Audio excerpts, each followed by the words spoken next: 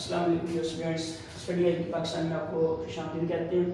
आज हम इसका चैप्टर नंबर 2 स्टार्ट करना है। तो एक्सरसाइज नंबर 2.1। अब इसका क्वेश्चन नंबर 1 वो हमें क्या कह रहा है। क्वेश्चन नंबर 1 वो कह रहा है कि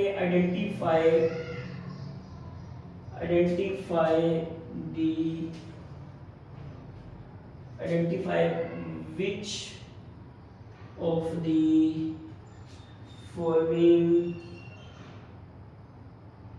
are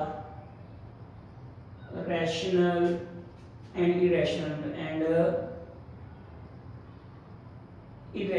numbers।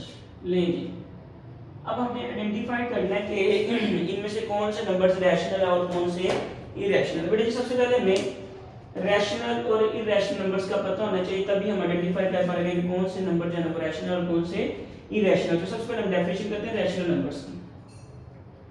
Rational numbers basically हमारे पास क्या होते हैं, are those numbers which can be written in the form of p by q। सही हो गया, where pq belongs to integer and q does not equal 0। ले बेटा जी हमने इसकी डेफिनेशन लिख दी है।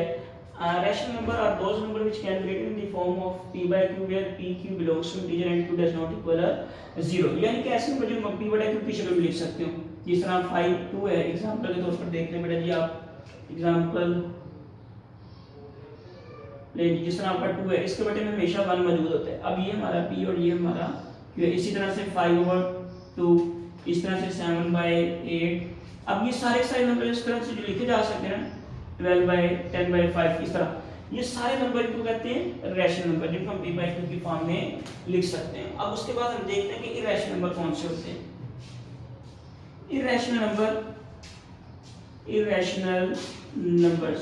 अब इरेशनल नंबर्स बेसिकली हमारे पास वो होते हैं, irrational numbers are those numbers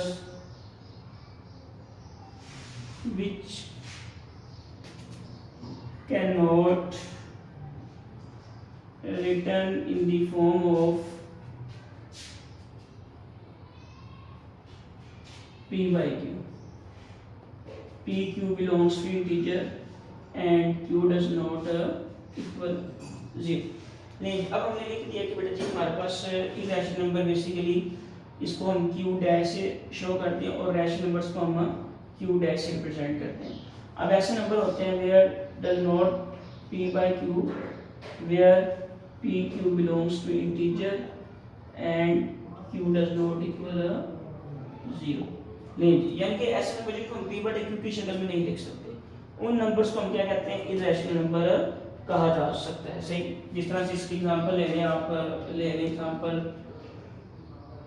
ये इरेशनल की एग्जांपल्स हैं आपके पास।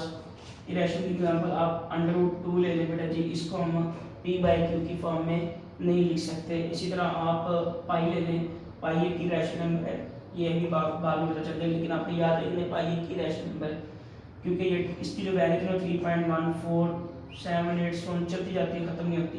यानी कि डेसिमल के बाद इसकी वैल्यू रिपीट भी नहीं होती और मुख्तलिफ टर्म आती जाती है और ये खत्म भी नहीं होती, ये नॉन टर्मिनेटिंग, इस वजह से पाई रैशनल। इसी तरह आपका ये भी एक ही रैशनल है।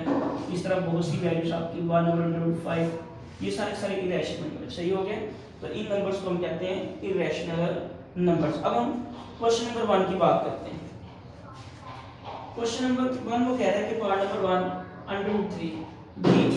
√3 कौन से है जी बेटा जी, बिल्कुल ये आपका एक इरेशनल नंबर है। जस्ट आपने लिख दिया कि इरेशनल नंबर, ये जस्ट आपने लिख दिया इरेशनल नंबर, बस ये आपका आंसर आता है। इसी तरह पार्ट नंबर 2 1/6 है।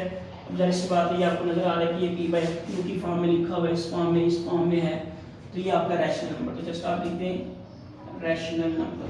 सही हो गया, तो इस तरह से ये आप जो है ना वो आ जाएगा। क्लियर, तो बाकी आपने जो है ना वो देख लेने हैं। इस तरह 7.29 बेटा जी पार्ट नंबर इसका है 5 7.29। अब देखें ये भी जो है ना वो सॉल्यूशन। अब देखिए इशारे के बाद जो भी वैल्यू खत्म हो जाए ना, ऐसी वैल्यू जो इशारे के बाद खत्म हो जाए, वो हमेशा हमेशा रैशनल नंबर को रिप्रेजेंट कर रही होती है, ये ध्यान में रखिए बस।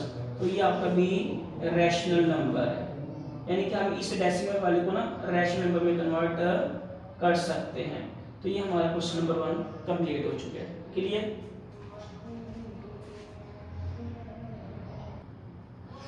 तो जी अब हम 2.1 एक्सरसाइज नंबर 2.1 क्वेश्चन नंबर 2 की बात करते हैं। वो कहते हैं कि convert the following fractions into decimal fraction.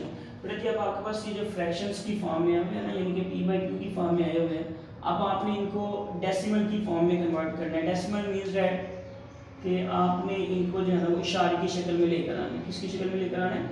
इशारे की शक्ल में, यानी कि आपने इस तरह से लिखना है 7.258, इस तरह से लिखना है 8.19, इस तरह से, यानी कि डेसिमल की फॉर्म में आपने लिखना है। इसको जस्ट आपने डिवाइड करवाना, जिस तरह से हम 8 क्लास में 7th में 5 में करके आ रहे हैं। तो किस तरह से करवाएंगे बेटा जी?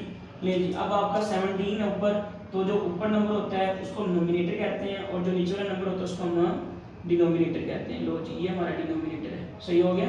तो अब नोमिनेटर जो होता है उसको हम अंदर रखते हैं, और जो डिनोमिनेटर होता है उसको हम बाहर, यानी कि हमने 17 को डिवाइड कराना है 25 पर, तो 17 को रखेंगे अंदर और 25 को रखेंगे बाहर। अब देखिए बेटा जी आपका जो 17 है 25 पे टेबल पर नहीं ना आता, तो यहाँ पर हम 0 पॉइंट लगाएंगे और यहाँ पर एक 0 बढ़ जाएगा, सही। अब 25 का टेबल कहाँ तक रीड करेंगे कि 170 से छोटा नंबर आ जाए, 170 आ जाए जी, बिल्कुल। तो ये हमारे पास आ जाएगा 6। अगर हम 25 को 6 से मल्टीप्लाई करवाएंगे ना तो हमारे पास 150 आ जाएगा। क्लियर? अब यहाँ से आपको पता है कि डिवीजन में क्या आ जाता है?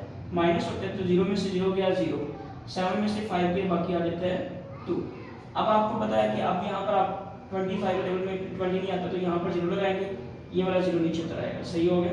अब 25 का टेबल कहाँ तक रीड करेंगे? 200 आ जाए जी, बिल्कुल 8 तक ले जी। तो हमारे पास 25 को 8 से मल्टीप्लाई करवाएंगे तो ये क्या आ जाएगा?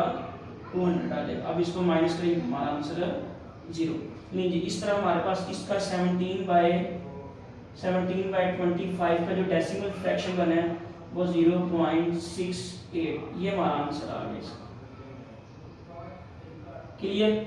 अब जी ये क्वेश्चन नंबर 2 का पार्ट नंबर 1 कंप्लीट। बाकी भी आपने सारे इसी पे नहीं करने से, अब मैं आपको एक और करवा देता हूं, बाकी आपने बाकी इसके जो पार्ट रह गए वो आपने खुद करने। ले जी अब पार्ट नंबर 5 है, वो कह रहा है कि आपने 5 को डिवाइड करवाना है 8 पर। सॉल्यूशन ये भी सजेस्ट किया बेटा जी कि आपका 5 नोमिनेटर है और 8 आपका डिनोमिनेटर है। अब आपने 5 को अंदर रखना है और 5 को डिवाइड करवा देना है 8 पर जी। आपको नजर आ रहा है कि बेटा जी 8 के टेबल पर कभी भी ये 5 नहीं आएगा, बिल्कुल। तो यहाँ पर आप 0 और पॉइंट लगाएंगे और यहाँ पर एक 0 बढ़ जाएगा। अब 8 का टेबल कहाँ तक रीड करेंगे कि 50 आ जाए या 50 से कोई छोटा नंबर आ जाए जी, बिल्कुल 6 तक रीड करेंगे। तो 8 6 आर 48 लें जी। अब आपको पता है कि 0 में से 8 नहीं निकलता, यहाँ से बाहर कैरी कर लेंगे तो ये आ जाएगा 10, यहाँ पर क्या रह जाएगा 4। 10 में से 8 जाएगा तो 2, और यहाँ से 4 में से 4 और 0 वो लिखते नहीं। अब आपको नजर आ रहा है बेटा जी 8 के टेबल पर 2 कभी भी नहीं आएगा, तो यहाँ पर 0 लगाएंगे, तो 0 को नीचे उतार लेंगे, सही। अब 8 का टेबल कहाँ तक रीड करेंगे कि 20 या इससे छोटा नंबर आ जाए, बिल्कुल 2 तक। ये जो 8 2 आर 16, तो यहाँ से अब आपको पता है कि 20 में से 16 जाएंगे तो 4 आएगा। अब अगेन इस 0 को लगाएंगे, यहाँ पर 0 नीचे उतारेंगे। अब 8 का टेबल कहाँ तक रीड करेंगे? 40 आ जाए, बिल्कुल 8 5 आर 40 लेंगे, तो ये हमारा आंसर आ गया। क्लियर? तो बेटा जी हमारे पास 5/8 का जो डेसिमल फ्रैक्शन बना है बेटा जी वो बना है 0.625, तो ये हमारा इसका आंसर आ गया। तो बेटा जी इतना ज़्यादा इंपॉर्टेंट नहीं है, ये जस्ट आपको आनी चाहिए बस, सही। तो ये हमारा क्वेश्चन नंबर 2 भी कंप्लीट हो गया।